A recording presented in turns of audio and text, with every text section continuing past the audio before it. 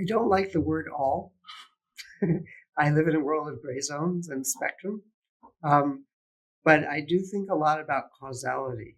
You know, if um, if if you suddenly see a flock of birds, you're behind the house, and suddenly you yell fire, and suddenly you see a flock of birds in front of your house take off. Does that mean that when you yelled fire, you caused them to take off to cause them to take off, or was there something going on in the front of the house that you didn't see? But they both occurred at once. So uh, the thing about autism is that when your kid is born, at first, all they're required to do is smile. They smile, you feel happy, you go goo goo gaga with them, etc.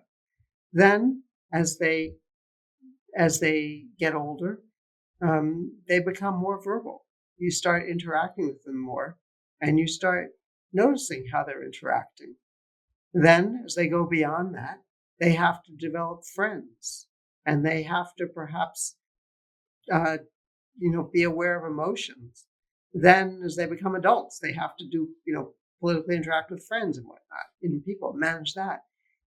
But it turns out that that period when people first notice their kids are autistic, let's say when they go from that infant to, let's say, 1 to 3, 1 to 4, 1 to 5, that's also the period when we get vaccines.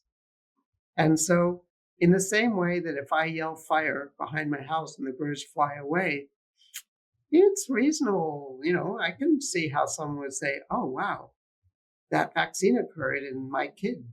Now I'm noticing they're having autism.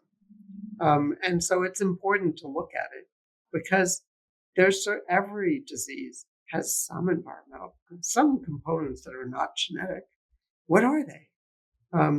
It's just important to find the right component so that our goal is to find the right thing so that we can help them. I always say, as a scientist, what do? I work for you. I'm paid by the taxpayer to investigate questions.